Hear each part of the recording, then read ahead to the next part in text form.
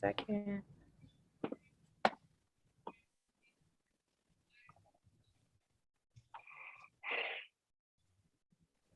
All right, 4:01. I told us we were going to get started on time. Here we go. Y'all ready? All righty, everybody good. Thanks, Corey, for giving me my energy back. Hi, y'all. Good afternoon and good evening to those on the East and the West Coast, because I'm in California. My name is Tiffany Dina Lofton. I have the pleasure of producing this incredible panel of talented, genius, and experienced leaders and organizers across the country. This is obviously a Black conversation we want to have around elections and midterms this year. In 2022, we know that our folks are dealing with a million things, whether it's student loan debt, whether it's the COVID pandemic, whether it's healthcare, whether it's jobs, housing, homelessness, the list goes on. And so we brought together the most important folks that I know who are community organizers, who are folks leading national and local organizations, to encourage the community not just to turn out for elections for election's sake, but to help make some of the decisions that they need to help get them closer to freedom in their community. So I have the pleasure of working with an incredible organization that I've known and been in relationship with for a very long time, vote.org. Y'all have heard of them. If you haven't already, you need to just go to vote.org. That's simple. And I want to introduce the CEO, Andrea Haley, who will be kicking off and leading our conversation. So Andrea, off to you. Thank you, Tiffany. Hello and welcome, everyone. Thank you so much for joining us this evening. I'm really excited to dig in and get started on a conversation that I think is extremely timely. As we start the new year, as Tiffany just mentioned, we know that there are a lot of issues happening in our communities. And so tonight's a conversation around politics and the basic building blocks around politics and what we need to do to, create enthusiasm around voting and to make sure that we carry forward in this year as we're coming up on elections and midterms, but also what's happening in local communities and what we can do to organize and to find effective strategies and ways forward. Tonight, we've brought together a fantastic panel of experts in organizing to lead the way and to host this conversation. So I'm going to do a quick introduction and then we will dig into the conversation. So tonight we have Joshua Harris Till with us. He is currently the Director of Political and Public Relations for Oklahoma City, for Black Lives Matter Oklahoma City. We have Brisa Lauren, who is currently the Director of the San Diego Black Workers Center and the Civic Engagement Manager statewide for United Domestic Workers, the Home Care Providers Union in San Diego, California. We have Wanda Mosley, who is the National Field Director of Black Voters Matter, and Tori Russell, who is a global organizer based in Ferguson. As you can see, we've put together a dream team of panelists to discuss all of the issues at hand. So I want to thank everyone on this panel for your leadership and dig right in. So my first question for the panel tonight, and I'm going to give everyone a chance to chime in on this one, is just a starting point question, which is, over the last 5 years, what do you think is the biggest lesson that we've learned about electoral organizing in communities? What are the big overarching takeaways? And then we'll start to get, as we ask more questions, we'll get a little bit more granular in the conversation in detail. But Brisa, what would you say are the big takeaways that you've seen over the last 5 years in organizing?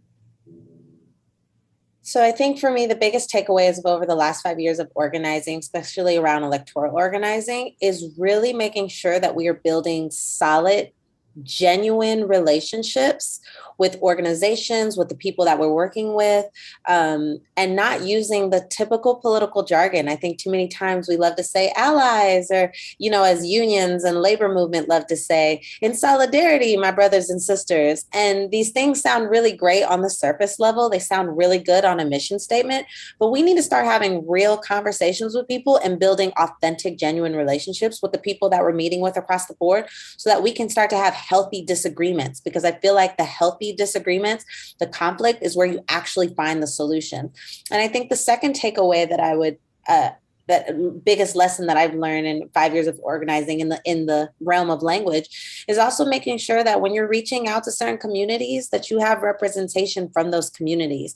And I'm not just talking about like ethnicity. I'm not talking about having Black folks talk to Black people. No, because as a Black woman, there's certain neighborhoods in San Diego, if I walk into, they're going to be like, who is you?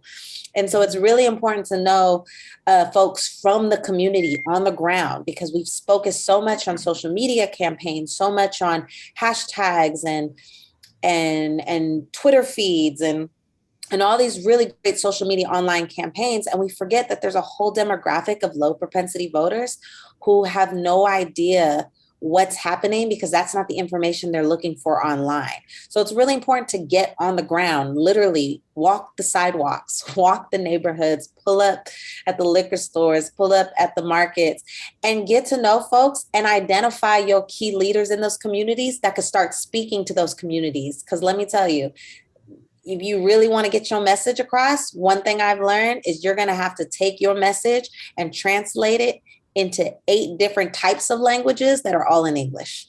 So those are my biggest takeaways, and I'll go ahead and, pass it on to the next. I see a lot of head nods on the panel to what you're saying. Wanda, do you want to jump in? Yeah, I mean, plus to everything Sister just said, right? You definitely have to connect with people on the ground and in communities. At Black Voters Matter, one of our main goals is to build infrastructure and obviously to build Black political power. We're not here to flip seats. We're not here to just win races. We are here to build power, and we choose to do so through electoral work. And so for us, that also means going hyper local. When you go hyper local, that's where we have the real power. And that's where you start to get people to believe in the system that, by the way, wasn't made for us, right? But we have learned how to navigate and get wins and thrive within this system. And so, again, it's all about building power. The other thing that we like to do is we lean into the culture. Authenticity is gold in them streets, right? Most of our work takes place in rural areas. So I can't bring my Atlanta talking self down into the country. That's not going to work. So I need some people in the country to squad up with to help me come in and do the work. I could talk about issues in Atlanta all day, but I don't know necessarily issues in the rural areas, especially. So I will be outed right away if I don't come in there with folks and leaning into that culture. My goodness, last year for the runoff race, we knew that the last day of early voting was New Year's Eve. And so when we thought about, what are we going to do New Year's Eve? What creative way can we get people out to vote?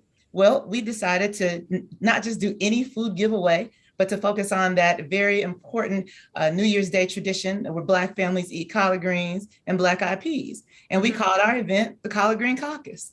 And so that catchy title, coupled with an overlay of buying some 10,000 bunches of collard greens from Black farmers all over the state, it gets no more authentic than that. Folks coming out. And, the last thing I would just say is just being consistent on how you show up for our folks, right? Just being consistent, coming to the small places and not just the big cities. So yeah, I think that, all of what Sister said, and then just, make sure you sprinkle that culture in there with it. Thank you. Tori, do you want to jump in? I can jump in. I guess a couple lessons. One, everybody who say they on the left, when it comes down to Black politics, it seems like Black progressives and white progressives see progress differently. We see it from the Sanders campaign and other leftist campaigns is they don't overlap. What progress or what reparations look like for us, or what redistribution of wealth looks like for Black people, it doesn't seem like it's going on the other side or on the left side of the aisle. I guess a big part that I've relearned or kind of reinforced is that all skin folk ain't kinfolk.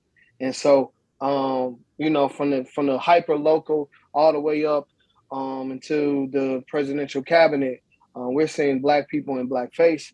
But when it comes to issues around Haiti, when it comes to issues around foreign affairs, around AFRICOM, when it comes to the issue of reparations, when it comes to, just holding them accountable for that $2,000 check that Biden, Kamala said they was going to give us, and we still ain't seen it.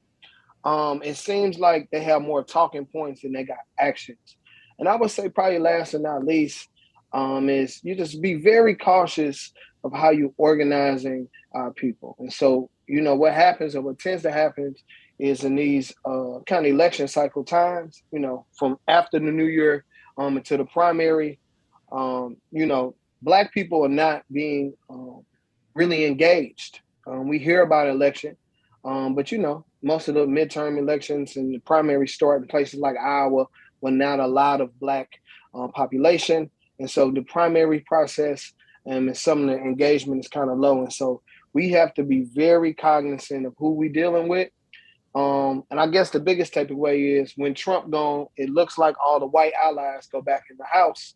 And there's no bad person to organize against. And so what we have to be very clear on as Black people and voting Black is our agenda is our agenda. And don't count on too many John Browns to go into the ballot booth with you. Joshua, what would you say? I mean, definitely 100% agreeing with the other panelists here. And I think that last part, just consistency is extremely important. And so what we're finding now is who a lot of people were in the past isn't who they are portraying themselves to be now. And so we're finding these old tweets and these old emails and these old Facebook posts from people who, some people grew and they don't live that way anymore. And some people put on a persona, and that persona is really being cracked in a lot of ways for a lot of folks who are out here. I think the other big thing that we, from the last 5 years is the Black and brown vote is extremely important and undervalued, especially when it comes to young people. And when you look at these last few elections and you look at the role that young people of color played on those elections and the results, there was a huge difference maker. And we hadn't been doing a good job, and we still don't do a good job at actually engaging this. Like, I don't feel like anything has necessarily changed except for the fact on social media, young people are talking to other young people about the importance of getting involved. But then also the Black vote and how it really dictated the entire, primary for Democrats this last go round when all of the other candidates were going to Nevada. Joe Biden went to South Carolina, and he spoke directly to Black people because he knew that only through Black people was he going to be able to make it through that primary, and it worked. But now we're on the other end of that, and we need to, there's a lot of checks that need to be cashed that we haven't seen right now. So I think that's what they've learned, but they haven't really understood the ramifications of what it means to make those empty promises and then try to come back to the community later and expect the same support that you got in the beginning. I think that 2022 is going to be a really interesting year because of that. I'm going to stick with you for a second, Josh. You mentioned young people and the impact that young people had on the last election cycle. And I'm also hearing, kind of across the board, some of the frustrations in the current moment as well. And I'm going to skip the order of some of the questions I had written out here, but what would you say, knowing that some of the people who are on the line here on the Zoom tonight are people looking to organize for the first time or just taking the first steps into their organizing careers and work? What would what were the lessons that you learned when you were first starting out? And what would you tell people who are looking to get engaged now for the first time? This is a really great question. The first part of it is there's no cavalry coming. So when you get involved in organizing and you feel like you're by yourself, don't think that I have to make it to this certain level and then everybody's going to come help me, because that just doesn't happen, even when they're supposed to. I think that was the hardest and the first lesson that I learned. The second part of it is when you find good people in movement work, they become like family, and you hold on to them and you stay loyal to them like their family, because it might be somebody in a completely different state, but that'll be the person that you can call before you can call organizers within your state. And that's an unfortunate reality. The third thing I would say is remember why you got started and why you're doing what you're doing, because when you lose sight of that, then your movement work is affected by a plethora of other things. and you can start being pushed in different directions and start doing work that isn't necessarily centered around justice, centered around your culture, centered around supporting you and moving you in the right progressive direction to reach your goals. You know, it won't be equity work anymore. That's one of the easiest things they do to break movements, is to get in there and make people selfish. And when you forget what started you in this work and why you do it, and who your people are, and you know why you decided to fight, and who was fighting before you, and who's been fighting in the community next to you the entire time, you know, that's the kind of stuff that you really have to stay focused and centered on that, or you won't survive this. It is so easy to leave movement work. And life will give you 100 million reasons, and then there are organizations who'll give you 100 million more to remove you from that movement work and have you doing anything else. Risa, what would you say to young organizer just starting out? Whoo-wee. I say this. I think make sure that your reasons for starting, your intentions for starting are really rooted in self, are really rooted in something that is not driven by ego. Because I feel like politics and social justice is kind of like January at the gym, right? It's really popular thing these last couple of years to get involved in, but you got to be in it for the long haul. And so your intentions has to be rooted in something bigger than you. It has to be rooted in whether it's your children, your family, your neighborhood, whether it's some sort of spirituality or higher power calling, whatever it may be. It has to be rooted in something authentic, because this ride is challenging in every single way possible. The wins sometimes are small for the amount of work that you had to put in, but it's those baby steps that really move us forward. And so you have to really be committed to the process. And the process is not going to always look like a steady mountain climb. It is going to be jagged. It is going to have many pitfalls. And so I just highly encourage new organizers to really make sure that your story, your why, is solid, it's authentic, it's rooted in something real, because then you'll never sway too far, no matter how hard or challenging the road gets. And my last advice to them is to constantly be studying this work. Like, this work is sometimes, again, back to like my original point of like the language, you hear these amazing mission statements and these empowering words of like coming together and the power of what happens when we come together and being the change that you want to see. And all of that sounds great. And it's not to say that it's not true, but there's this other layer of knowledge that you have to be successful in this work. The same way lawyers study law, in the same way doctors study medicine, like organizers need to be studying organizing. They need to be diving into literature, not just from the 60s, not just the 70s, not your traditional civil rights leaders. Like, you need to be looking at those that are doing movements in other countries, that are doing movements in Venezuela and in Brazil and in Japan and in China, because a lot of the movements on the ground too are using tactics that could work for our landscape. And it's really important that you are constantly studying these different strategies and different methods and learning your history. Because I read one quote one time that says the only thing we learn from history is that we don't learn from history.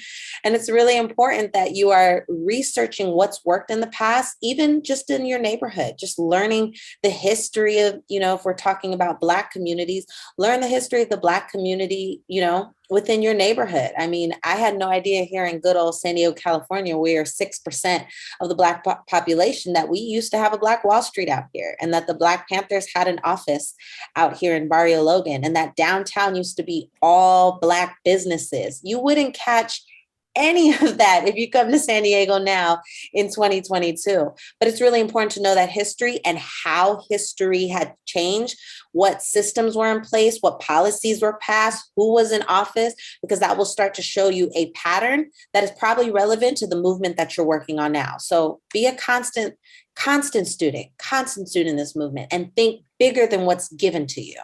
I love that so much. Be a constant student. Wanda, what are your thoughts?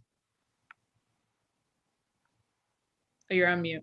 Yeah, no, Brisa just, stole half of what I was going to say. But that's okay, because I agree. Be voracious in your reading, right? Read everything. Read Kwame Ture, read Asada, read Sister Angela Davis, read Charles Blow's new book, right? I feel like that's we may need to call that the Black nuclear option, and we may need to implement that here real quick. If certain folks don't do what needs to be done. But yeah, read, study all that. And then also read and study, again, what Sister said, the neighborhood and the communities where you're going to be working. Show respect for the history that happened in that neighborhood, in that community, before you step into it. And the other thing I would say, it's interesting, as starting off as organizers, we're all told, the first thing we should do is listen, right? But I don't think we talk enough about what it means to listen and then really hear someone. I can listen to you all day, listen to what you say is going on in your community, and then turn around and go back to them talking points that the Canvas manager gave me, or the candidate gave me, or the party gave me, whichever space you're organizing in. But listen, because that's going to make you successful no matter what space you're organizing in, whether it's a campaign or for a candidate or for a party. And then again, if you've studied and you've done your homework, you're going to be able to connect the dot for that voter, and whatever it is that they told you is what they need to fix. I love to give the story about how, my on-ramp for young brothers is basketball courts. When we come into communities and, they see us getting off the blackest bus in America, and we Black Voters Matter, oh, she about to come over here about that voting stuff and that voter registration stuff. The first thing I ask them is, y'all got some good basketball courts around here? And they'll be like, nah, not really. I mean, they okay. They could get better. Yeah. You know anything about Park and Recs, City Council? No, not really. I said, what if I told you those are the two ways that you get new basketball courts? Really? Yeah, you might even get some rims. I mean, some nets on them rims and some lights. They'd be like, wait, what? Lights? Yes, lights. So finding an on-ramp, finding a way to connect whatever it is that you're pushing, whether it's a candidate or the party or a policy, a ballot measure, and make sure you can connect it to the people that you're talking to. So again, just active listening and the studying that makes you smarter in your work. That's brilliant. Tori, I saw you nod your head on the connecting, and finding an on-ramp. What are your thoughts? Sister Wanda, she on point. I mean, that's the point. Always look for the social capital. Money and resources, they may come, they may not in this new thing, in this new organized thing, because it's like Brisha said, it's the new hot trendy thing. Everybody a social justice warrior. Everybody got activists and BLM and a black fist in their bio. But pull up and see what their work is. Pull up and see how many people in their community love on them. How many people are they leading, and how many people follow them? Who are they being led by? And I would give a bigger kind of a little bit of advice. I know if I can go back in time, going back to Mike Brown and Ferguson, I would be very leery of people who you can't pull up on and see no proof of their work. That's a lot of things. A lot of people, like the sister said from Black Voters Matter, headlines and hashtags and stuff, it don't really organize the people. The people organize the people. And we got to remember that our ancestors and our elders have left breadcrumbs. I'm always reminded by Bobby Seale saying that we are not outnumbered, we are out-organized. And Marcus Garvey saying the biggest Negro problem is our disorganization. And so find you a squad, make your squad your tribe and your family. Be leery of the other side, stay away from the ops, be as independent as possible, and build power. Don't build access. Don't build the ability to talk to somebody. Don't build influence, the ability to persuade somebody. Don't be happy with a little privilege of being able to call the mayor, sit in the mayor's office, or be on the Summer Jam screen. Be concerned with how we change our community, not only from the basketball courts into the sidewalks and driveways, but how we build Black economics, how we build housing, how we cancel student debt for all of us. Those are the things that sound like power, and that's really gonna live lives and the legacy for our people. Mm. All right. We are 2 years now into a pandemic. And I think, which has been tough on everyone in every way, shape, or form, which has been tough on work. It's been tough in personal lives. And we know that it's been, tough for voters all across the country, people all across the country. So what do you think we need to do to meet this moment in a different way?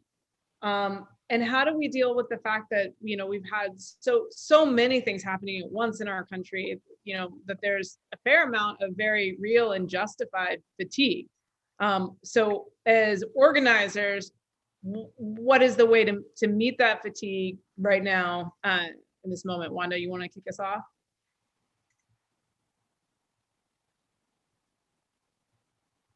Sorry, I keep putting myself on mute because my cat is joining me. You just never know when she'll start talking. I thought a lot about this question because it is a really difficult time that we find ourselves in. And, I think now more than ever, something that I'm sure we all do, but I think now more than ever, we have got to see our people as people and our neighbors and our cousins and all of them, right? And so, but what I mean by that is we have to inject more humanity and more love and just personal connections in our work. So yes, we are electoral organizers, but we got to see our people as people. And in doing so, starting in 2020, when the pandemic hit, we changed all of our phone banking scripts to start with a simple question. Hey, hi, I'm a volunteer with Black Voters Matter, calling today to talk about the election. But before I do that, how are you doing? How are your family doing? Y'all doing okay? COVID is rough out here. We just saw Breonna Taylor and George Floyd, Ahmaud Arbery get murdered pretty much live on YouTube. It's tough. How you doing? And then just go from there. So just listening, hearing our folks, and just affirming whatever they say is going on in their lives, in their community, in their household, whatever it is, just affirming that. People just want to be heard. They just want to know somebody cares. So I think, that's really, really important to affirm them, have that moment of caring with them before we then turn around and make an ask of them.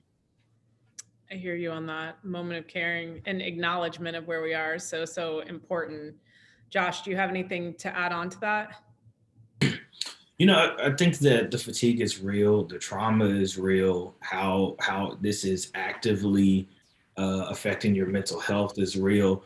But I think that, one of the things I'm always reminded of is this is a life or death situation. And fatigue is something that really sets in when you are not focused on how it's life or death for so many of our people, right? I remember we're back last summer and we're marching and protesting and people are getting tired. And our executive director yells out, she was like, we've been fighting for this for 400 years. Y'all been marching for 40 minutes. Why are you so exhausted? And it's a lot of people who don't understand why we do what it is that we do. And how important it is that we do this work, and how important it is that we show up, and how important it is that we organize and be clear about what we're trying to accomplish, right? I think the reason that we have so much fatigue is because there was too many marches that were organized just for marching's sake, just to say that they did something. And people who weren't committed to this work and really trying to see change in the community, they just wanted the fame and notoriety of being the person who led the march, being the person who got a picture with a megaphone in their hand, and then it's a year later and there's a lot of us who are still out in the streets doing this work, and those people have gone on and we ain't seen or heard from them since then. Reminding ourselves the importance of this work, but also being honest about the fact that there are a lot of people doing it for a celebrity and not for the cause. And they're taken away from the ability for us to do real work in the movement. And the sooner we can get a lot of them out of the way, as soon as this stops being trendy to do activism, then you'll see, I think one will be a lot more effective, but you'll see the people who are really about the work. Brisa, what does this look like if we, building on what everybody has said here, if we meet this moment and do the right things and organize in the right ways and acknowledge people and make sure we have the right leaders for the right moment. If we do all of those things, what does success really look like? Knowing we're coming up, on the midterm, how do we define success in a moment like the one we're in? That's a good question. So I think this is an interesting question because one, I think in general, we all define success differently. I think, someone whose family, has never, they're the first generation college student, and they defined success as a BA or an AA, someone who comes from a family of doctors and lawyers and finally receives their PhD, that's their level of success. So I think it's hard to define what success is. I think if we're looking at it from electoral perspective, then we're looking at the success of flipping these seats. We're looking at the success of putting more progressive folks in office, putting people from office who are from the community, people who we can relate to, people who speak a language that we understand, people whose background and history aligns with their messaging, who has integrity, who, you know what I mean? Like that looks like success on a surface level to me. But I think if we're all being honest here, which is what we've all agreed to do, is we're Black in America. This is a sinking ship. I don't believe that there is a success when it comes to a political system that was rooted in systemic racism, rooted in capitalism, and will always be as is. I think what we have to start doing is realize that success has to look different because it has to come with reaching across the table with other organizing groups. I think success is how we are able to build relationships with either different Black communities who have different ideologies or perspective of the social justice movement.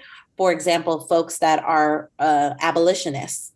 How do organizers who are trying to maintain and make the current system better start to work with people who want to completely take the system out, right?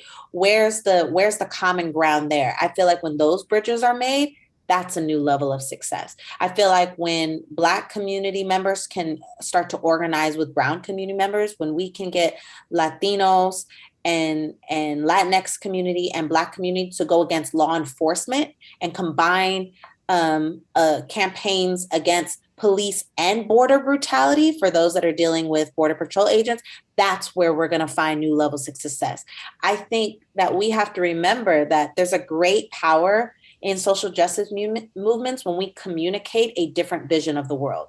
And I think too many times we've been bought into this concept or idea that our success is rooted in the liberation of folks not being murdered by the police, for justice to be served, for someone like Ahmaud Arbery's murderers to do life in prison, for a police officer to be convicted, for elected officials that we've been rooting for and campaigning for to get in office. Like these are all levels of success, right? And it's what we've been programmed to believe is like the only form of liberation. But there's also liberation in just working across the tables. I think there's also liberation in creating a vision for the world that defines success by like creating and building agencies within your local community, right? And so it's like we talk about electoral, we talk about the state, we talk about the Senate, we talk about House of Representatives, and we go into these larger seats. I think it's time to really even start looking at like city council seats, your board, school board, your board of supervisors, and looking at success differently from like this larger conversation of like driving these millions of voters out and seeing like what changes you can make within your local community as well. So I think success, again, is hard to define, but I would say that success to me looks like creating new visions of the world and working with those that have different ideologies and perspective to find like the common ground and the sweet spot so that it's collaborative effort, which is really going to make the movement shoot up. I love that, the collaborative effort and the importance of it, and counting that as success at the end of the day, like all the connections that are made across the board. Wanda, what do you think? Yeah, I mean, I will plus and all of that.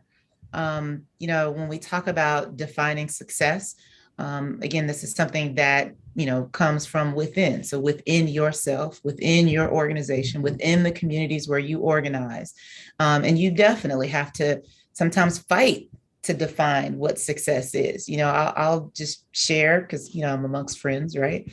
That there have been times where, we've told funders, oh, thank you, but no thank you, because they don't believe in what we call success. And if you don't, then I can't rock with you because I have to have control over what success looks like. And success is just, it's a wide, broad, number of things. Like I like to use the example of how down in Terrell County, the city of Dawson, Georgia, Reverend Ezekiel Holly, he's 73 years old. And he's been organizing most of his life, longer than I've been alive. And for him to be quoted in the New York Times, that's success, period. Every time I go down to see Reverend Holly, this is in 2018, when I tell you out of his blazer pocket, he pulls out that newspaper clipping and said, because that time that reporter from the New York Times came down here, I told her that's success. And so, success, again, is however we choose to define it. Right now, I'm working in electoral spaces.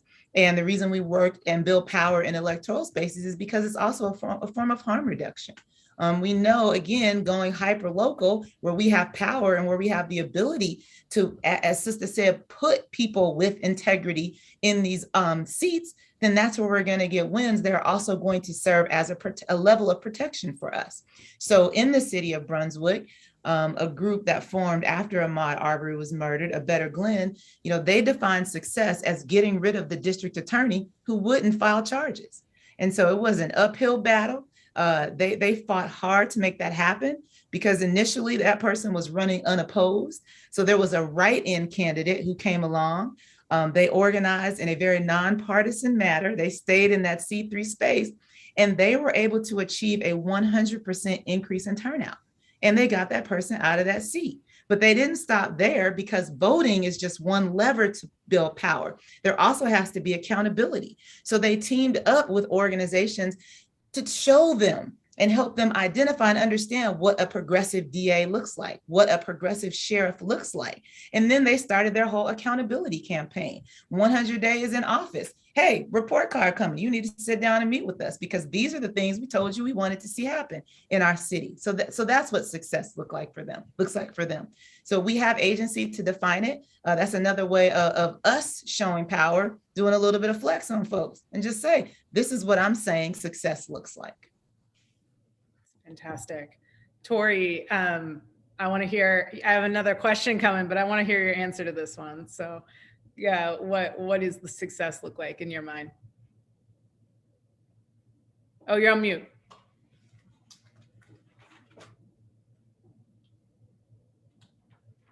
All right, boom. All right.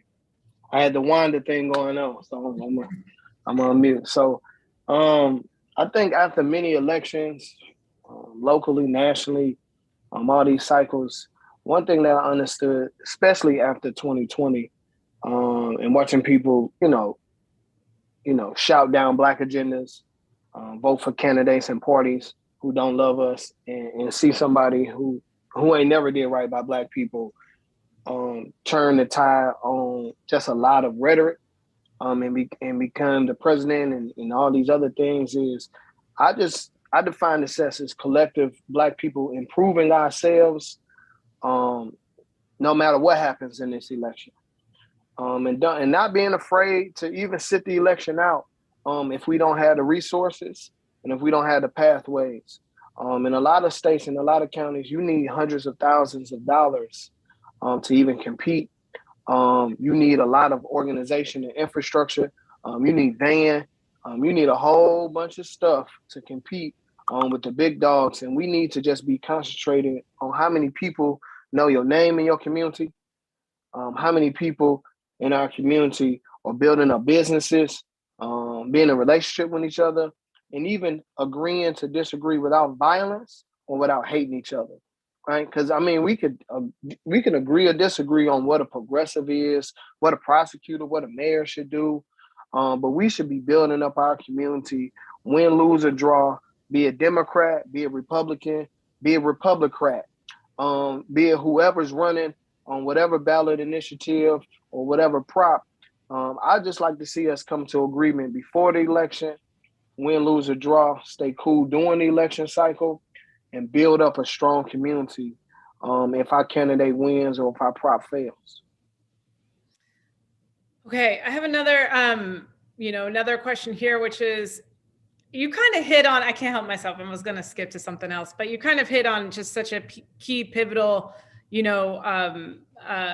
topic that I want to hear Wanda's reaction to it a little bit, because I did hear, the question of, and I'm sure Wanda, as you're traveling around and on that bus, you probably hear it all the time too, this question of, why, if things aren't looking the way I want them to, and all these different things are happening, and I showed up last time and somebody didn't do what I want this time, like, why vote? This question of sitting out or not sitting out elections. How do you answer that, knowing that you're organizing in the electoral space? And that so many things on the hyper local level are important.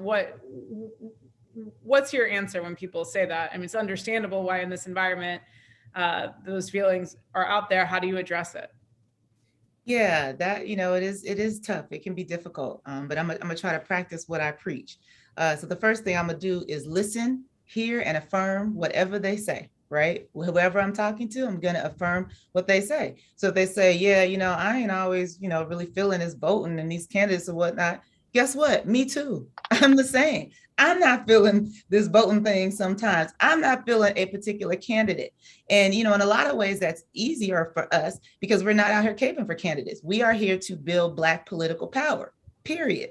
And it looks like a whole lot of different things, and it never has a candidate's name attached to it. So again, that goes back to the other piece of deciding what success looks like. And then that goes back to another thing, and I can't remember who said it, or several of us, I think, have talked about it, is the visioning, right? So trying to, at the same time, we're trying to lean in and function and survive in systems that weren't made for us, but also have strong will and have the nerve and the audacity to start visioning something else that will work for us. So it's hard. It's hard. Like I said, voting for us is a form of harm reduction. And so we think about it like that. Mm-hmm. It's funny. One of our co-founders, Latasha Brown, she'll say, when people talk about, the president said he was going to do this and that, he ain't done nothing. She'll say, yeah, right. You know what? Sometimes we're in a position where we don't like our boss or we don't like the person in charge. But does that mean you ain't going to go get your check? No, it don't mean that. It means you got to figure out a way to work around it. You have to understand where your power lies, lean into it, and keep building it. I ain't always excited rarely am I excited about elections, if I'm honest. Yes, this shirt says Black voters matter, but I tend to focus on the voters part, voters with an S and not just the votes. Because, honey, if you out here caping for candidates, you setting yourself up for failure. Somebody gonna come and ask you for your receipts because you said this candidate said they was gonna do this. So that makes it tough. So be careful and know where you're organizing and who you're organizing for. And as it was said earlier, why you're organizing. We don't all get to choose where we necessarily work and organize. And I won't say I've always been in a super Black space to organize, but I think that I've done a pretty good job of remaining authentic and true to myself and finding ways to move in that space and still, achieve and do whatever it was I was getting paid to do for that particular job. Fantastic. Josh, what are some of the things you think that people can do in addition to voting? And then, so I have two questions. What can you do in addition to voting? What can organizers do in this moment that's really important? And how do organizers address some of the voter suppression issues we're seeing in real time in this country, knowing that we have an escalation of anti-voter bills that have crisscrossed the nation, knowing that we have a ton of traditional and systematic issues when it comes to voting across several states? What do you think? What do you think organizers can do about voter suppression? And then what do you think people should be doing in addition to voting? In addition to voting, first of all, I'll say is running for office. Like it is too many of us making excuses on why we can't be the candidate, and allowing other people to get up there and be lackluster and not represent us. I say all the time, you're not going to that you agree with 100% of the time unless you run for office yourself. So if you're willing to do that, and let me take that back a couple of steps. Run for the office that you are ready and qualified and capable for running for. If you ain't never been involved in politics before and you decide you want to run for Congress, like you may or may not be successful, but like, what is Congress doing that you care about? Is that even the issue that the level of the issue that you're actually trying to fix, or is it state house, or is it municipal, like, or is it county? Like, understand what you're trying to fix, what you're trying to solve, and then find a way to get in there. I think back just honestly on the last question, like you're not excited to vote. Like, are you talking about a specific race, or are you talking about up and down the ballot? Are you doing the research on these candidates? It's not just about voting on one day. It's about showing up beforehand. It's about showing up afterwards. It's about using your dollars as a part of your vote. It's about using your time as a part of your vote. It's about using your effort. Are you out there making phone calls? Are you recruiting candidates? Are you hosting forums and inviting all of the candidates to the forum and then asking them the questions that you have and that your community has? Because if we're not asking them those questions in public spaces, then they don't have to answer them. And people might not know how they feel about certain topics. And then we'll elect people and put people in positions who will turn around and do things like not file charges that we need filed, or not send the checks that we need sent, or not cancel the student debt, which I'm still mad about. I was a national party officer up until last year, and people have been telling me, well, that's your guy. Okay, he can be my guy all day, but until he starts doing what he said he's going to do, then I have issues with it.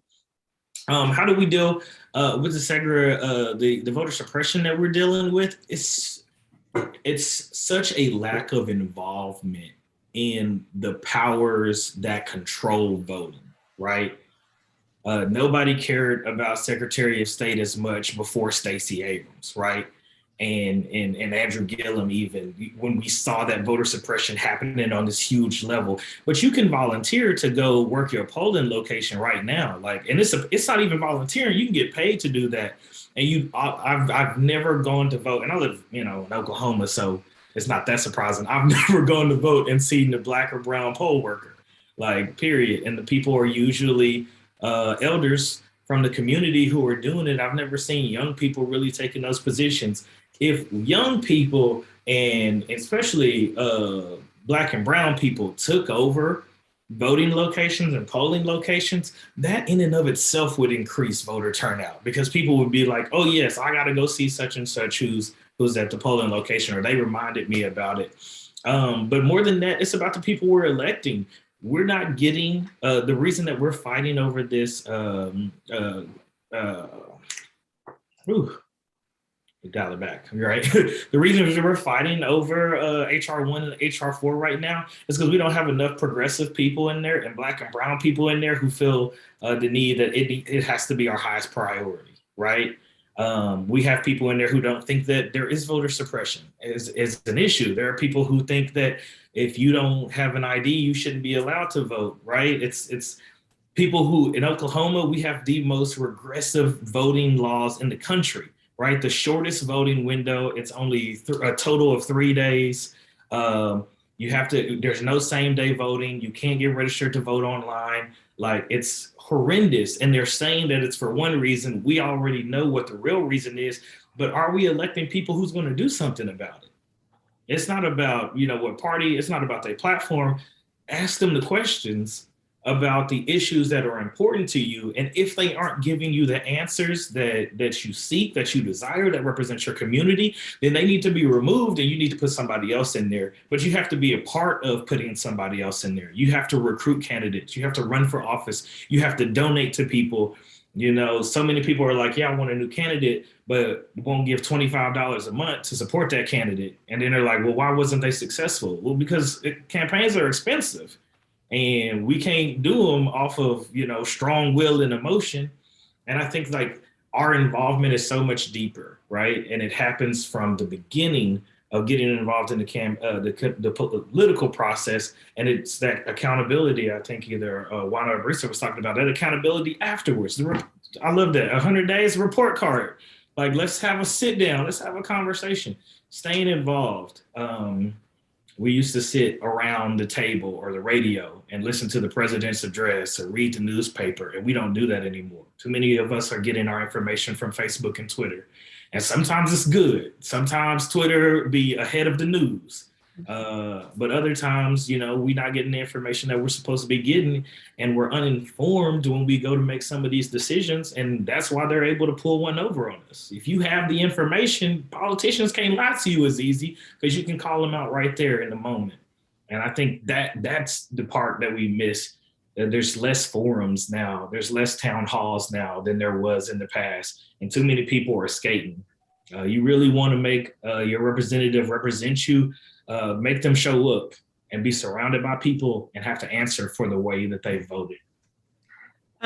I know that we're about to run a little short on time, and I have one more question I want to hear from everyone on. So very quickly, though, as we wrap this one, I'm interested to know, Brisa, your thoughts on what can organizers do to fight voter suppression what's a short answer, and then I've got a much longer one for all of you to chew on. Yeah, I think Joshua really summed it up beautifully. I think fighting voter suppression is one, like really realizing where it's at in your communities and getting ahead of it. And this is something for organizers, is educating people well and way before the election process. I think too many times we start the election process 3 months out, 4 months out, when like the whole 3 to 4 years, we should be touching these people. We should be calling them. We should be contacting them. Like there should be a relationship building. I mean, data shows us that people who barely vote or don't vote become active and consistent voters when they're talked to throughout the year. And it's the same thing with any issue involving voter suppression. Is like, we need to know these issues are happening beforehand, and we need to know who's at the head of it. We need to, do our little power analysis board. We need to put who's at the top, who does he work with, what are entities that are important to him, who donated to this campaign, what organizations can we start holding accountable, what companies can we start holding accountable.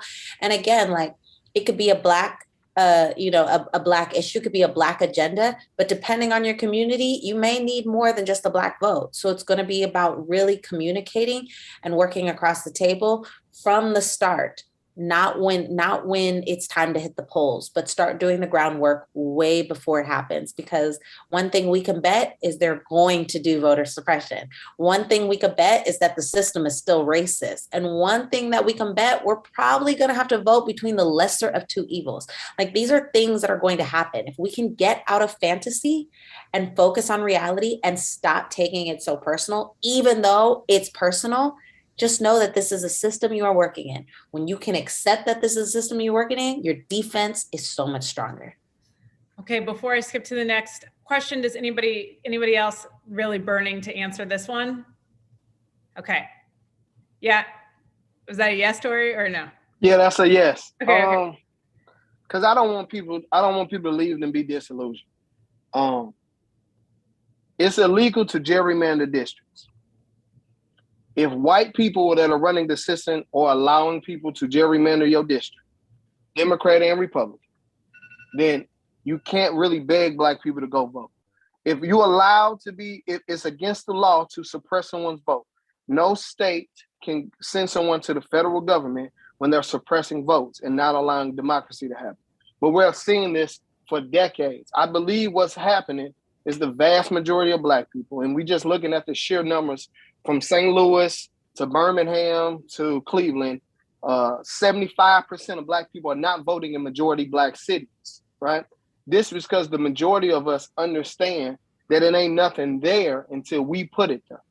So what I'm saying is I hear like harm reduction. I hear like we need to be more inclusive, right? But an Asian person is leading a majority black city or a city where they're not the majority, because they have their own set. Latinos vote in their own interests. Black people are the only people who want to march down and try to have people vote in something that is the lesser of two evils. It's not a fantasy. to vote for something that you believe in and to be honest with your people to say, we might have to sit this one out to organize powerful voting blocks in our own political party for 2024. Because sometimes, like Big Mama say, these politicians got to know that fat meat greasy. And if you lied last year, you can't expect me to show up 2 years later, baby. You're going to just go and knock on somebody else's door because I ain't got nothing for you this time. Thank you. Real quick, I'll just add, voter suppression ain't new. Georgia is probably ground zero for voter suppression. And look what we did. Look what we did last year. Forget January 6th. Let's look at what happened on January 5th. I just want to make sure I leave folks with a little bit of hope. Amen. And we did it, like I said, in a very authentic way. Good Lord. And being real to our folks. Well, speaking of optimism, also want to leave people on a great note, and I'm really excited to hear what are your thoughts about, if you could wave a magic wand, what is your vision for politics in the next 10 years? What would it look like? Wanda, you can kick us off and then I'll go around. Well, it's definitely not what we have now because it ain't working for us. It just isn't.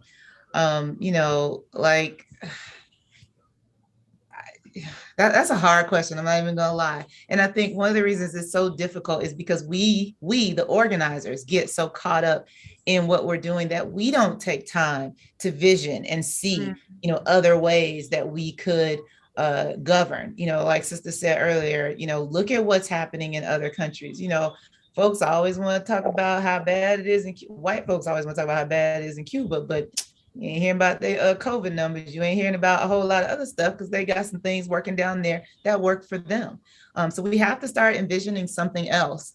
And hopefully in another, maybe not in the next decade, but in another decade, we'll be close to getting out of this system that we have now because this ain't working. I think we have to kind of, in a lot of ways, go back to something that's more communal. Look at the way that our ancestors, people on the continent, used to run their communities and tribes. Just think of some other ways, but not what we have now, this regular old government with just a city council and a county commissioner and a mayor and, the kingdom building people who literally sit up on a dais and look down on people when they come to talk to them. That's not working for Black people. We got to come up with something different. I'm not going to say I have the answers, but we can't be afraid to dream and think big and come up, just tear down this stuff we got now because it really ain't working. That's not the optimism that you really wanted to end on. But I guess the optimism is the visioning part. We got to be able to be bold and step out and come up with something new and then be bold enough to implement it. We just have to. Amen to that. Risa, what are your thoughts? Burn it down. No, just kidding. So I'm not the biggest optimistic person, and maybe because I've been doing this for 10 years, but I don't do this work because of hope. If I did this work because of hope, I probably would have quit a long time ago. But if we're envisioning a world, 10 years, I don't know how, I don't believe this is realistic, maybe in 10 years, maybe 20. But if I'm just going to throw out my dream list, I would love to break this two-party system. The two-party system is so dangerous. It's so hurtful. And not only to Black people, it's hurtful to all of us, and especially to Black people. And it puts us in a box too many times where we're not able to really vote for all of our morals or our values or our ideologies or principles. And so I would love to dismantle the two-party system. I would also love to see Black folks make a shift from electoral organizing and start to really shift to different policies and pushing more policy campaigns, whether through state propositions, local measures, and start to organize specific issue base and start to focus those issues where it can develop Black economics, because I feel like there's most of the Black power that we need to continue to mobilize in this movement is going to be by building Black wealth and Black economics and ownership.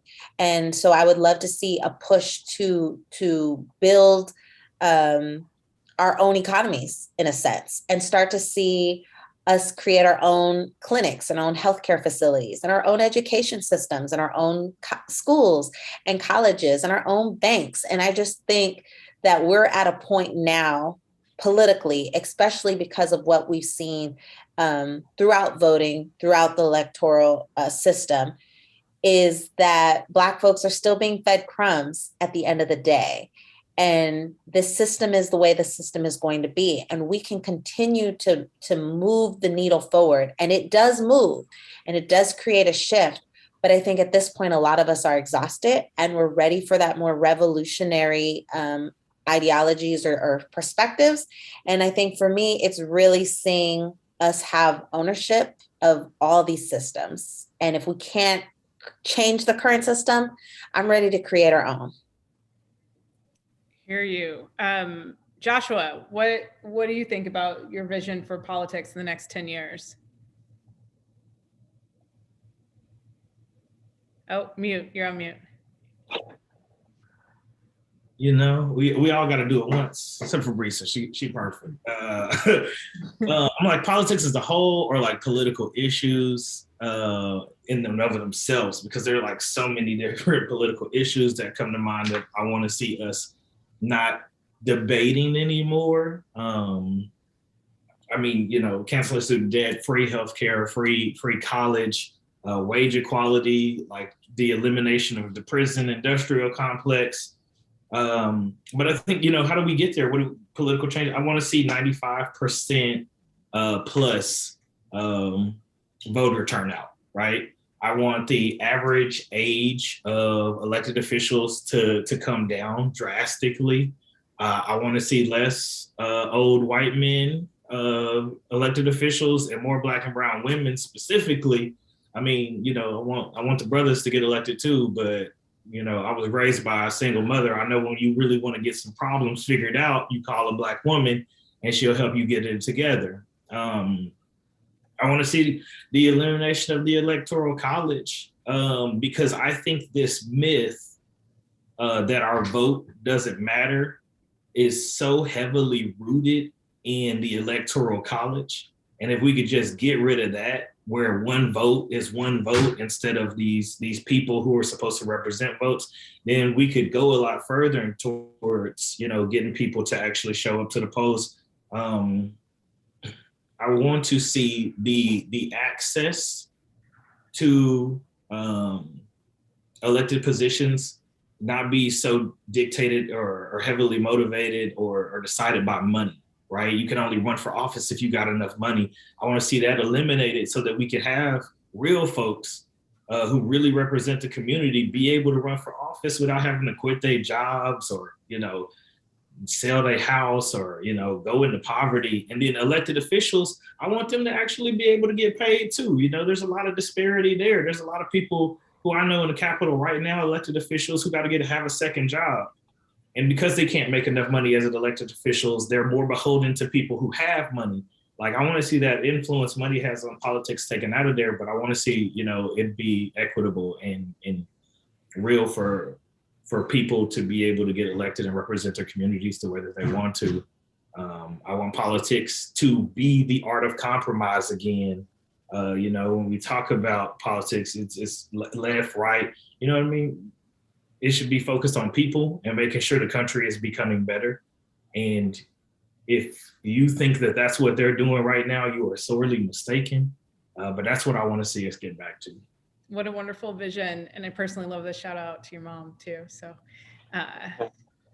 Tori, take us home. What's your vision for the next? All right. All right. So look, I'm gonna try to be as optimistic as possible. I'm gonna tell you the truth up front though, and then we can dream of Black freedom. So first and foremost, what's gonna happen is all the lies told by the ruling parties, all the political gerrymander and voter suppression, all the nonprofits and all the money hoarding and elite capture by these Black organizations, and the lack of groundwork over the last year in political education is gonna make sure that one party who's not in the ruling party now will take over not only the House, but also the Senate, and nothing will get done, and Black people will stay home like we always do. And we will not get over this 65% threshold that we haven't got over since 72 and Obama in 2008. That's just the facts. And so I'm gonna do this and put my Nostradamus or my Negro Damus hat on and say what's actually should happen is Black people should create a Black agenda, like Ice Cube, these multi-million-dollar nonprofits and Black organizations like Black Lives Matter, like the NAACP, like the Urban League should give their money to the grassroots. And so we can organize our communities in powerful ways and win, Democrat or Republican, because we are independent voters. When they don't do what we say, we should skip this election and organize our own political party. So in 2023, we can run and control every school board in our district, every council, city and council seat, and every district that we control at the local level. Then we should go at the state level, in places like Georgia, like Mississippi, like Louisiana. We should take over the states and be the Secretary of State, Attorney General, Governor, and so on and so forth, so we can control the economics and all those other mechanisms. And in 2024, we allow these people to come get our vote, and if they don't earn our vote, then we should remove every person from the Congressional Black Caucus that is not voting in our way, and every so-called progressive in every district that we can. So Black people can vote Black for the first time in the history of America since the Reconstruction era, that we can have some political power, not access, not begging white people, not begging leftists, not begging rightists, not looking at Candace Owens, or not looking at Simone Sanders, looking inward to our community. So Big Mama, the janitor, the mechanic, Nook and Pookie and them can run for office and be the great leaders that we know that we see in our communities every day. That's what should happen. And that's what I'm optimistic in. A loss for whatever party and a Black party implementing our agenda, our interests. That's the only key. And I live in St. Louis, Missouri, where we elected a Black mayor for the first time, and 78% of Black people didn't vote. And I want to just be clear, I've seen 10 cities like that all across the country when it came to mayor in the Blackest cities and the Blackest districts. So it's not always a Black candidate. And you can see by my shirt, I got a Black prosecutor. Wesley Bell is the prosecutor that took over after Ferguson. He did nothing for Mike Brown. So we need more than a Black face. We need a Black agenda. But this Black agenda got to come with a Black party and some Black courageous leaders like our Big Mamas, like our cousins and Nook and Pookies in them. And that's my optimism for the week. I love y'all. Well, thank you for your vision, and thank you to everyone. I'm mindful of time here, so I just want to say to every leader on this call, this is one of the most rewarding and best conversations I've had in the last 12 months. So thank you for your candor, for your honesty, and for bringing your real selves to have this discussion. Thank you for your leadership and your communities. Thank you for all of your work and your vision that you've left us with this evening. I've seen several amazing comments in the chat. Of course, this will be available online as well. And again, I just want to say tremendous leaders, and we're so happy to be able to host this conversation. Anyone out there who's listening, if you need to know where to register to vote, make sure you go to vote.org. And I hope to see everyone on this call again in the future, not too distant future here. So thank you so much for joining this evening, and have a wonderful night.